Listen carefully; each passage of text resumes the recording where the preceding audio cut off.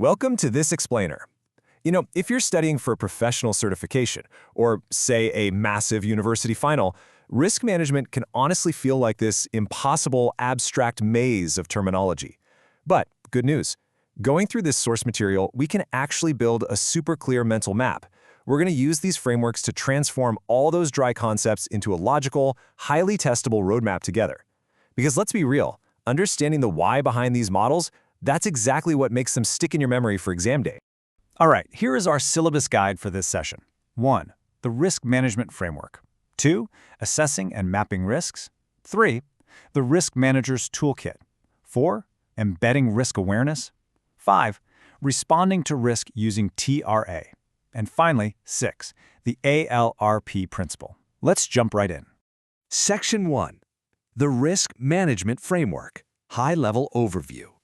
So think of the risk management function as a tree built on 4 totally distinct pillars. It's a fantastic mental image to just keep in your back pocket for when an exam asks you to describe the whole function. First up, assessing risk. That's identifying threats and figuring out how they relate. Second is monitoring risk, which is where we bring in the practical day-to-day tools to keep an eye on things. Third, we step into risk response, actionable frameworks to figure out what to actually do about those threats. And lastly, assurance mapping, which basically gives executives the confidence that their controls are, actually working. We're going to unpack all of these step by step. Moving on to Section 2, Assessing and Mapping Risks, Understanding the Relationships. Okay, the source material points out a massive trap that students fall into on exams, treating risks like they're just isolated events happening in a vacuum. Take correlated risk. Picture a major environmental spill. The company faces huge physical cleanup costs, right? But right alongside that, their reputational risk absolutely skyrockets because of the public backlash.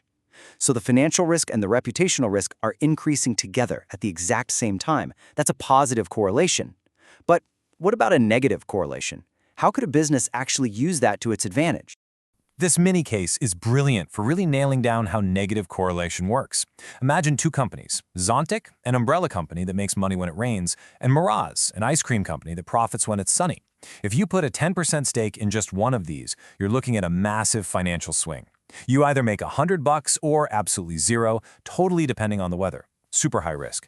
But check out that final column. By splitting the investment, 5% here, 5% there, into a diversified portfolio, you make $50 whether it rains or shines. The math literally diversifies the risk away to zero, while your expected return stays completely stable. That is the absolute magic of negative correlation. Now, once you've identified these threats, you have to map them out. The standard industry framework for this is a simple 2x2 likelihood consequences matrix. You just plot the likelihood of the event on the vertical axis against the potential impact on the horizontal axis. It's like a giant filter. It cuts through the noise and immediately highlights those critical, high-impact, high-likelihood threats that scream, "Hey, fix me right now." Section 3. The Risk Manager's Toolkit, from registers to heat maps. Real quick, before we keep going, you absolutely need to lock this definition into your brain for test day. Residual risk. It is the risk that an organization actually accepts and bears after everything else is said and done. You could buy the best anti-fraud software on the market, hire elite auditors, write the strictest internal policies, and there's still a tiny microscopic chance of fraud. That little remaining sliver, that is your residual risk. And this shows residual risk perfectly visualized as a heat map.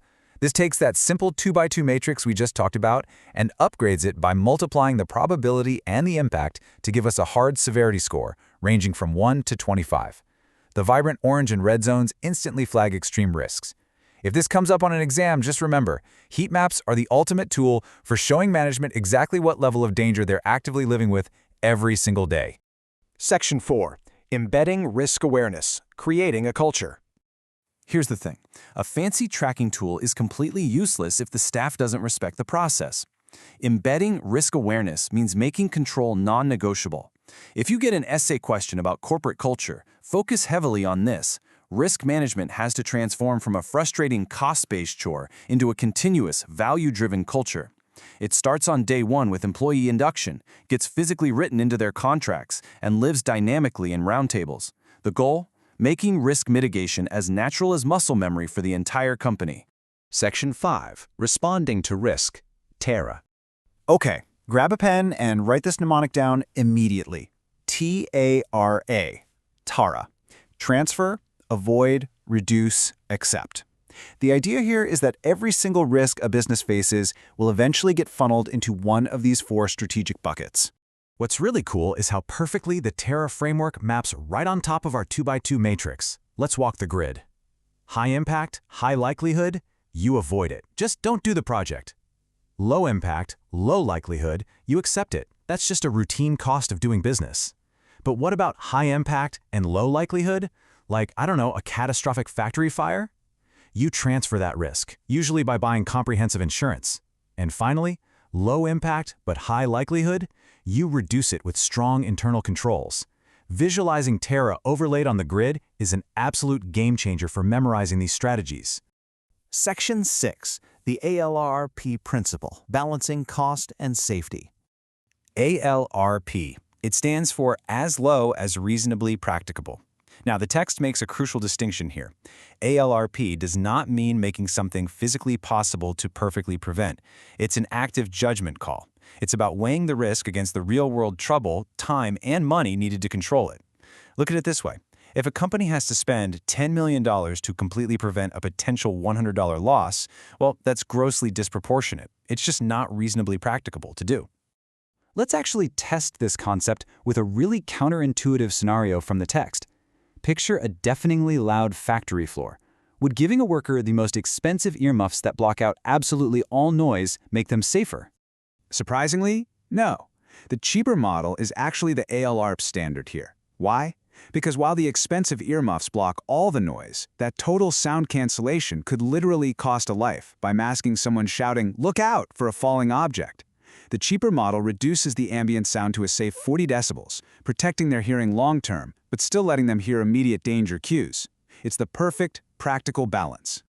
And that kind of brings us full circle. A core takeaway here is that accepting risk isn't ignoring it. In fact, entrepreneurial activity is literally just the calculated acceptance of risk. You map the threats, build the culture, apply TARA, and balance it all using ALRP. So the ultimate question I'll leave you to ponder is this. Exactly how much residual risk is an organization truly prepared to accept to achieve its boldest goals?